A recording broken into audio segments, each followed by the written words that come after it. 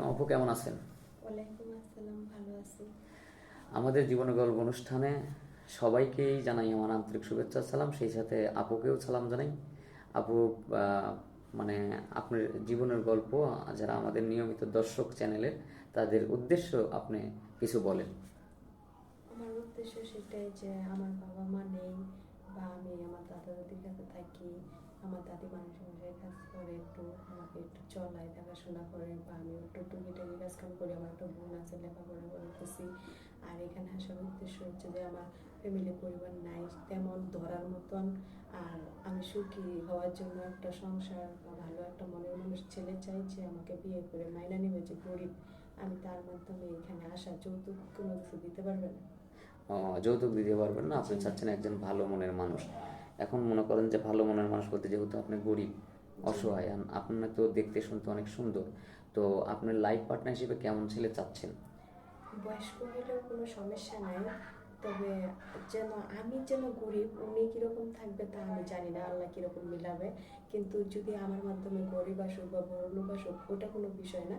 কিন্তু বয়স্ক দিয়েও কোনো বিষয় না, কিন্তু আমাকে গ্রহণ করে নেবে কিনা সেটাই বিষয়। যে সেটাই আমার বিষয়। বাবা মা নাই, কিছু নাই, অনাথ, এখন ওইটা ভুলে যাতে যদি এরকম আমাকে কোনো অবহেলা না করে। অবহেলা না করে, যাতে জি, আপনাকে মানে ভালো রাখে আর কি, জি, দু মুঠো ডাল ভাত খাওয়াইতে পারে, জি। ভালো ব্যবহার, নামাজ কালাম পড়বে বা আপনিও হ্যাঁ, নামাজ কালাম পড়বেন, এরকম একটা ধার্মিক ব্যক্তি চাইতেছেন। হ্যাঁ, জি। বয়স 40 45 হোক বা 30 হোক 25 হোক, এটা কোনো আপনার কাছে ম্যাটার না। না, না।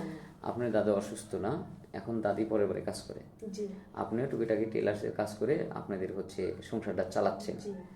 এখন বিয়ের বয়স তো হয়েছে, মেয়ে মানেই তো বিয়ে করতেই হবে। হুম, জি। ছেলে হোক মেয়ে হোক, হুম। বিয়ের বয়স হলে তো বিয়ে করতেই হবে। হ্যাঁ, একা কিন্তু একা আপনার থাকি। যৌতুকের কারণে বিয়ে হচ্ছে না, জি, যার একা কারণে একা আমাদের এখানে আসা। একা একা থাকি, হয়তো কতজনই প্রস্তাব দেয়, কত কিছু হ্যাঁ, বলে, কিন্তু সামর্থ্য নাই মানে তুইলা দেওয়ার মতো। তার তুলে জন্য দেওয়ার আমি মতো। এখানে আসা।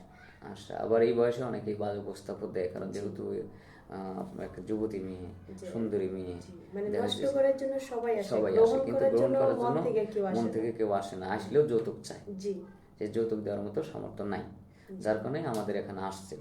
রান্না বান্না করতে পারেন তো নাকি? জি, আলহামদুলিল্লাহ পারি। রান্না বান্না করতে পারেন, হ্যাঁ।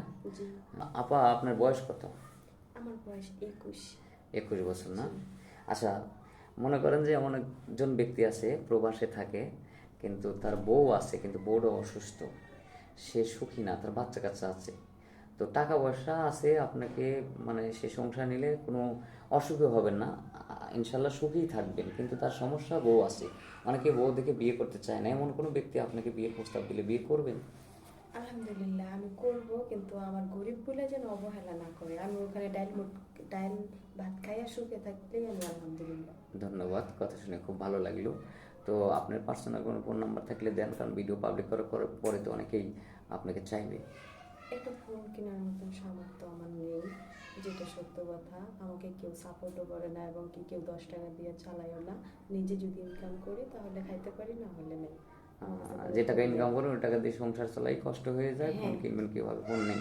জি, সংসার চালাই কষ্ট হয়ে যায়। ঠিক আছে, আপনার জীবনের গল্প আমরা শুনলাম, আর স্কিপ বাড়াবো না। সুপ্রিয় দর্শক, মেয়েটার জীবনের গল্প শুনলেন। মেয়েটা খুবই অসহায় এবং গরিব ফ্যামিলির একটি মেয়ে। যদি কোনো ব্যক্তি এই মেয়েটাকে বিয়ে করতে চান, তাহলে আমাদের সাথে যোগাযোগ করবেন। ইমো এবং হোয়াটসঅ্যাপ নম্বর দেওয়া থাকবে। ভালো থাকবেন, সুস্থ থাকবেন, আল্লাহ।